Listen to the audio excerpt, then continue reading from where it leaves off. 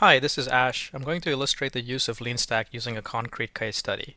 I decided to use my favorite example here, which is the writing of my book, Running Lean. I like using my book because for one, it's a simple and familiar case study assuming you've read the book, and second, because it illustrates the full breadth of the tool set. As you'll see, the book sparked a number of other products which we'll cover here along the way as well. As a disclaimer, I'd like to point out that none of these tools existed when I was writing the book, not even the Lean Canvas. So this is a retrospective case study and is my best attempt to codify my thought experiments at the time. So let's go back in time and visit the original idea spark. Writing a book was never in my plans. I was too busy running my company at the time, which was called Wired Reach. I had started my blog in October 2009 because I had more questions than answers about lean startups. Along the way, a few of my blog readers started suggesting that I turn my blog posts into a book. My blog had become an accidental MVP. When entrepreneurs get hit by an idea, they typically jump to the final solution. I had already done that one too many times before, and in this case, I knew writing a book, even from blog posts, would be a massive undertaking. So while I was flattered by the requests, I did nothing at first. After about a dozen such requests, I decided to explore further. So that was the original idea spark that we'll further deconstruct into its component parts, starting with the vision. The first step of the process is doing a first pass capture of your vision or business model on a single one-page business model diagram using a lean canvas. Here is what the vision for the book would have looked like at the time. I knew the book would have been targeted at entrepreneurs. Since the book was being pulled by my blog readers, I also knew that they would define my prototypical early adopters. The main problem I was attempting to solve on my blog was that most products fail, and more importantly, they take too long to fail. I had started my previous company, Wired Reach, back in 2002 with just a spark of an idea. Before I knew it, years had passed. While I was able to build a few cash flow positive products along the way, I was averaging about 2 years between product cycles, which was too long. I had started my own search of a better and faster way to vet new product ideas and had tried many other methodologies along the way, such as release early, release often, the 37 signals philosophy of less is more, and I'd even tried building a lot of stuff using more is more, which is just throwing a lot of features out there and seeing what sticks. That is when I ran into the early works of Steve Blank and Eric Ries. A lot of what they were saying resonated with me at a visceral level, and I decided to use these ideas to build my next product. But I ran into lots of tactical challenges along the way, taking these ideas to practice, which is why I started the blog in the first place. The existing alternatives at the time were Steve Blank's book, The 4 Steps to the Epiphany, Eric Ries's Startup Lessons Learned blog, and a growing number of online talks and related blogs by people like Steve Blank, Eric Ries, Dave McClure, Sean Ellis, and a host of other people. The solution I had in mind was to take my blog posts and turn it into a book, with the unique value proposition of helping entrepreneurs raise their odds of success while building a successful product. Since my blog readers were also my early adopters, I had a natural channel to reach them through my blog. In addition, I had hoped to tap into the growing lean startup community. The engine of growth for this product would have been paid, since the book would be a one-time use product, and I'd have to expend effort marketing the book to drive sales. I estimated the effort for writing the book to be 2 to 3 months of my time, which roughly works out to $20,000 to $30,000. Since this was going to be a typical business book, the price was also going to be typical and was going to be priced somewhere in the range of $20 to $30. Finally, the unfair advantage of the book was going to have to come from a personal brand that apparently I had already started building online. So this is where the high-level vision for the book stood back in time. Let's now move on to the strategy component. The goal here is to come up with an appropriate plan of attack, one that prioritizes learning about what's riskiest on the business model above everything else. A great place to start is by studying existing analogs and antilogs. Analogs and antilogs is a conceptual framework described by Randy Komisar and John Mullins in their book, Getting to Plan B, and is a great tool for jump-starting your implementation plan and strategy. Analogs and antilogs are essentially lessons you can learn from other companies before you that either succeeded or failed doing something similar. There were already a number of analogs for what I was trying to do, which was turning a blog into a book. The one thing that had the biggest influence on me was 37 Signals' book, Getting Real. Back in 2004, they self-published this PDF ebook compiled from their blog. The book did very well, selling tens of thousands of copies. The one thing I didn't want to do was spend any time shopping this book to a traditional publisher, because that by itself didn't raise my chances of writing a successful book. For those that may not know, the average published book sells around 700 copies or less. So based on the analogs, I came up with the following implementation plan. I would build an audience through my blog, I would repackage my blog content into a book, and I would promote that book to my existing audience, and hopefully be part of a much bigger trend, which was lean startups. Sounds simple. Here are some of the questions I had that I document in the risks backlog section. We're now ready to start defining experiments in order to test the vision and strategy. We do this on the validated learning board. Going back to the risks from the strategy board, the biggest risk on my mind was not being able to write a good book. In order to test that risk, the first step was understanding my potential customers, who were initially going to be my blog readers. I wanted to learn more about them and understand what they found different or appealing about my blog. So I set up a number of problem interviews, starting with the readers that suggested I write a book in the first place, and I mix in a few others as well. Let's see how we would capture that on the board. I would quickly pick a placeholder title for the book and outline my exit criteria for that stage. You can see the 37 Signals influence in the title. I simply changed Getting Real to Getting Lean because at this stage of the process, I didn't want to get bogged down in searching for a more suitable name. I then described my first experiment. I would run 12 problem interviews and use them to validate the problem, customer segment, and the existing alternatives I had listed originally on my lean canvas. This is where interviews differ from research. I wasn't going into these interviews fishing for answers, but rather had a clear set of hypotheses I was testing. If they were shattered, as they often are, then I would attempt to learn why that was the case in those interviews. Once I made contact with the first prospect, I then moved the card to the measure state. And I would run enough interviews until I had either achieved my learning goals or exceeded a reasonable time window for this experiment. I'm not using an explicit time box here, but if after a couple of weeks I hadn't been able to set up any interviews, that would raise a warning flag, putting my supposed channel at risk. In the case of the book, I was able to get a strong early signal for the book and good enough understanding of who my customers were after just a few interviews. The learning stage of an experiment creates a feedback loop that trickles back to the other boards. On the strategy and risks board, I felt the conversations validated my earlier understanding of my customers and helped confirm that, like me, my readers were also struggling with taking these lean principles to practice. Back on the lean canvas board, I further refined my early adopters based on my learning from these interviews. Now that we've updated the boards to reflect the learning, we again move forward to define the next experiment, starting with the strategy and risks board. The next risk for me was defining what the book would look like. We now move on to the validated learning board to define the next experiment.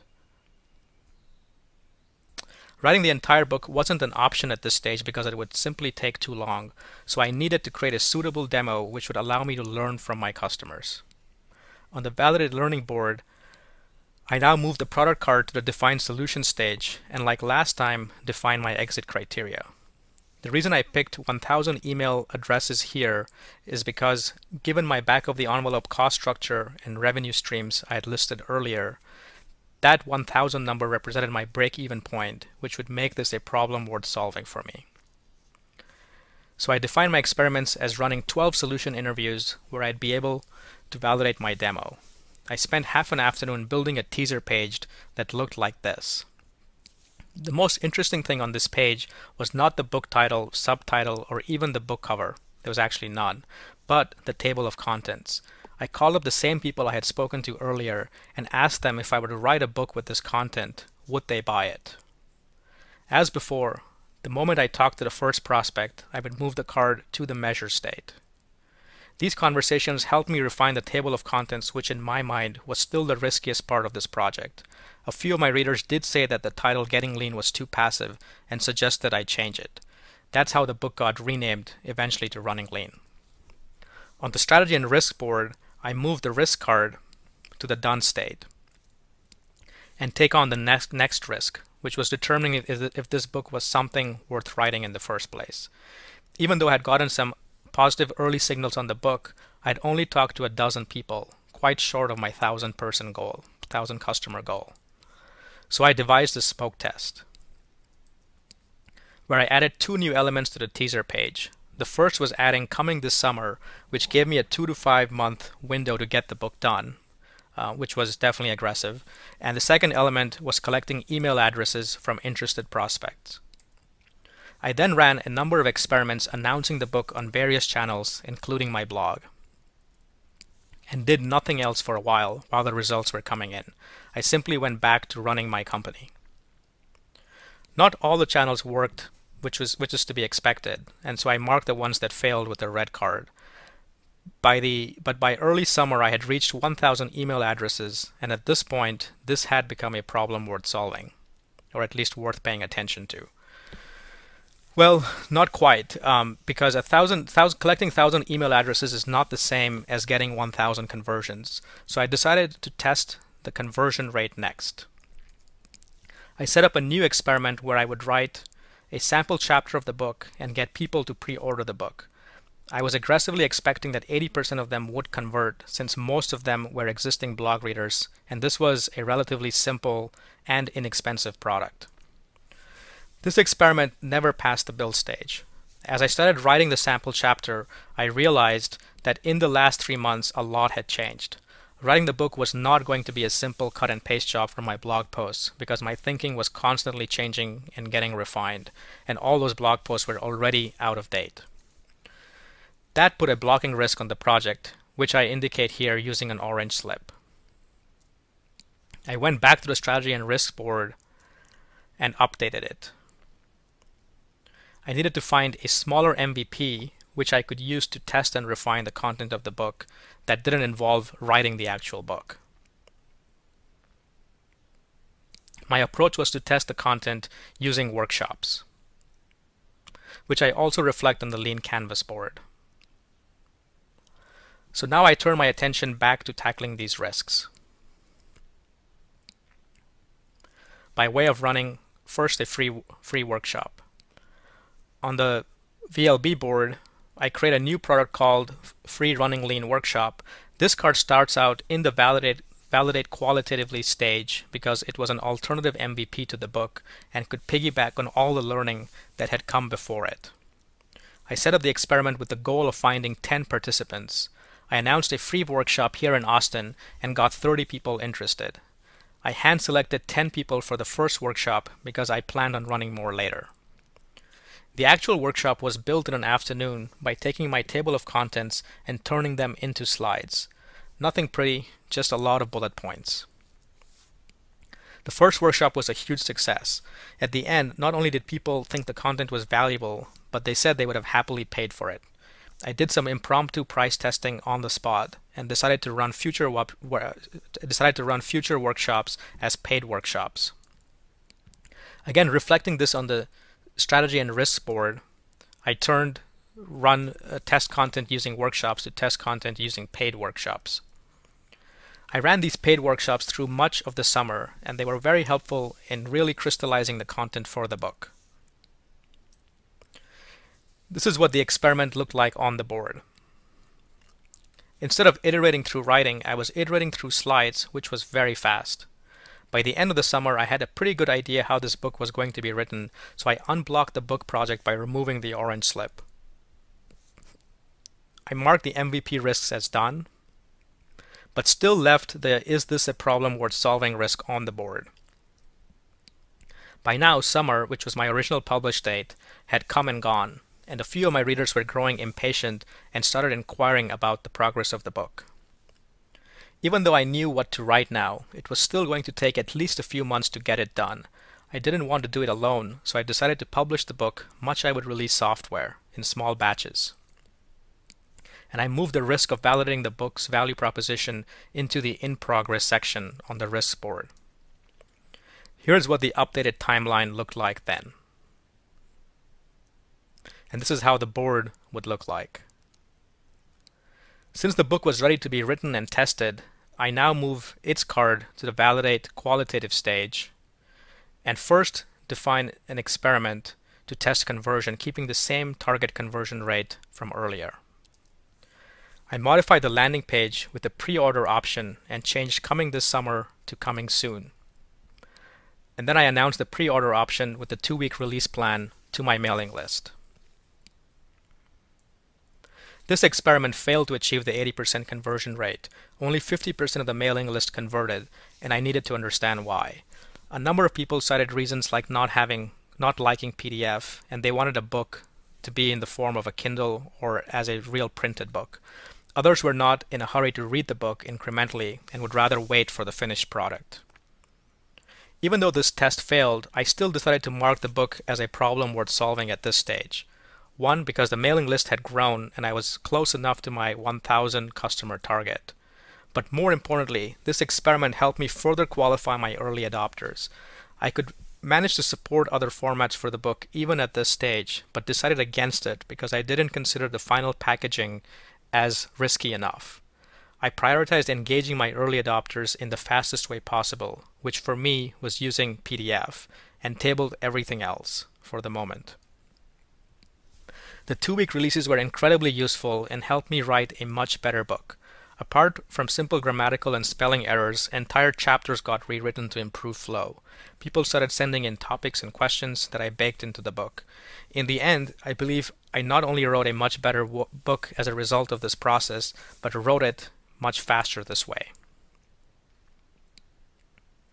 I set up the experiment at this stage to be able to gather at least 100 positive testimonials throughout the writing of the book.